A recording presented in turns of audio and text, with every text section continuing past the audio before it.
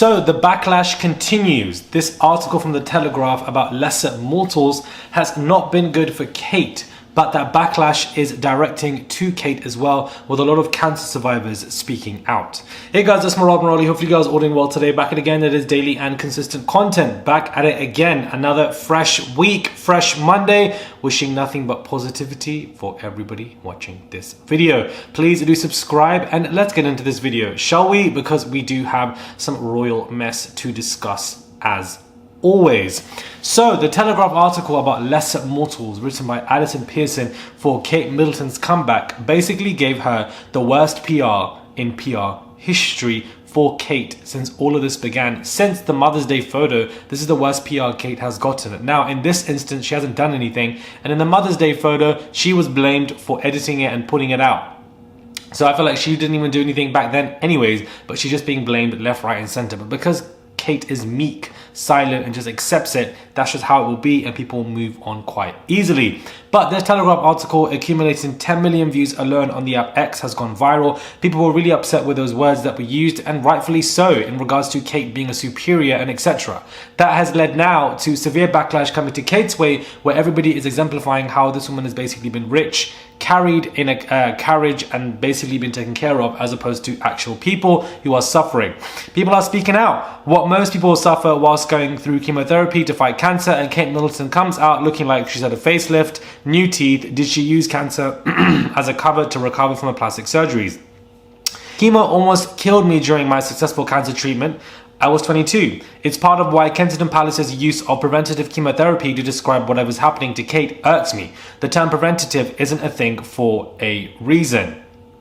The media in this country is a farce, and of course every word, every headline done with the British royal family's approval. Bless you, this individual. I wish you the best. And we have another woman who's come out to discuss, you know, the bone pain that she's experienced from, you know, the treatment. So this is what is going on. We're not lesser mortals than Kate Middleton. None of us. I know that ordinary people reading this will be struggling through chemo. They'll be doing their best to live for themselves, for their children. A lot of people are basically coming out. Cancer survivors are coming out today, this afternoon, this morning. In regards to that article, they're still really upset about it. And this is where the British royal family and Kate are getting hit directly from this PR world storm that they didn't need to face, but they are, because of this Telegraph nonsense article that they probably commissioned and approved anyways. So it looks like it's not good for Kate. You know, her comeback, in my opinion, was an absolute failure. She did look great. I'll definitely give her that. And she definitely looks nice. For those who are saying there's a facelift situation, there is a picture floating around via Getty, I believe, where it doesn't look like she's had a facelift. So perhaps it was just editing, perhaps it was not, we don't know. But she looked great on her return. But in combination with this Telegraph article, and then them using Meghan Markle and blaming her and having so much volume for her,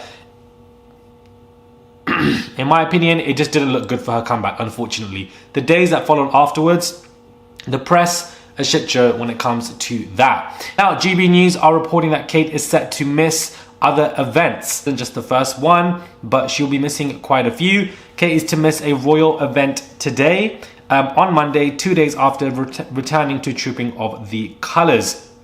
Now, I don't know what event this is. It's called Garter Day, I believe, which is an annual service to mark new appointments to the senior and oldest British Order of Chivalry. Sounds boring. King Charles and Queen Camilla are due to attend alongside other members of the royal family. So this could be because of Kate's health, I would imagine, up and down. You know, at this point, we just don't know. I feel like we've just been lied to be honest with you. But that's basically what has been reported, that she is set to miss more events. Now, in the world of two different pigs having an argument. And when I speak about these two pigs, I'm referring to King Charles and Prince Andrew, where King Charles is now set to use legal justification to oust Prince Andrew in the latest royal food. The two brothers have been locked in a crunch for a very long time, and now it seems that King Charles will be refusing, well, Andrew is refusing to budge, much to the frustration, but royal authors have stated that he is going to force his brother to vacate. Essentially, the system operates on the condition that the incumbents keep the lease based on the fact that they can maintain the property. If they can't financially afford it to maintain a historic property, then they void the terms of the lease. So if Prince Andrew cannot afford the upkeep of Royal Lodge, and we know that he can't, then that will be how the King and the Crown Estates would have a legal justification for asking him to vacate the property. So it's a legal loophole that, is going on. The beef is still going on between these two behind the scenes. Make no sense that is definitely happening. I don't know if Andrew is meant to even be on that balcony, but he definitely wasn't there recently. Apparently he's been comfort eating, but I think I speak for everybody when I thought that this man was comfort eating his entire life, because this man has done nothing in terms of working out.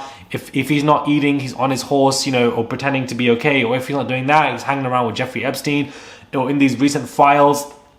But now King Charles is going to use some kind of legality when it comes to all of this. Daily Beast are also reporting that Prince Harry regrets the tripping of colours, not attending, and that he wishes to be there. Again, in my opinion, lies. Harry has said himself that he's not in direct communication with these blogs. Unlike William, he's not in communication with these people, with these authors, he doesn't talk to these people. So the idea that he misses and regrets, where are you sourcing this information from? Where are you getting this information from? Because the prince himself has come out in interviews multiple times to say that these royal insiders are fake directly towards to him, because he doesn't speak to them. So where are you getting these sources from? You're getting these sources from people who aren't in contact with Harry. It doesn't make any sense. So I'm not buying any of the stuff that the UK press come out in regards to Harry, because he said multiple times that, I'm not involved with these lot. You keep mentioning my name.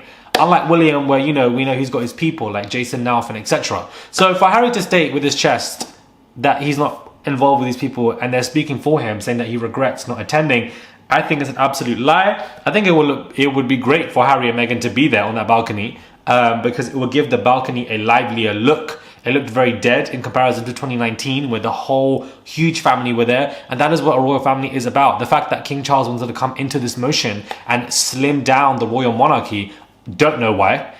It gives it an unhealthy look. Not really popular, nobody's speaking about them, and that's what you want. You would want them to speak about you. You want to have a healthy, lovely family feud there for everybody to look at, different people to stand and talk about and etc. And for Charles to slim down everybody, this I believe must have been a desperate approach that he took to slim everything down so that eyes could be more on him. And him slimming down this monarchy hasn't helped that nature. Him having cancer, of course, eyes went on him for too long, and eyes returned back to Kate to find out where she was and etc. And even when she returned, the crowds weren't even that big anyways. So I think that King Charles' venture to slim down this monarchy has come at a price, and it's really an enemy of progress, and it's far more slimmed down than he expected, and it's worked against the royal family, because the next generation of royals are going to be the children, and they're not going to be royals until the next 15, especially the next 15-20 years. So there's going to be a huge gap there, which means the family are definitely in decline,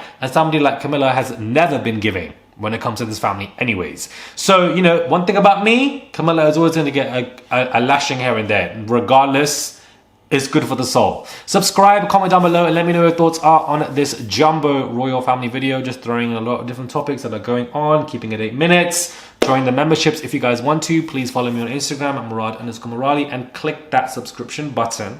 It's just one click, doesn't cost you a penny. I would really appreciate it, because I'm coming to you guys with content 24/7. Do subscribe, and I'll catch you guys soon for another video.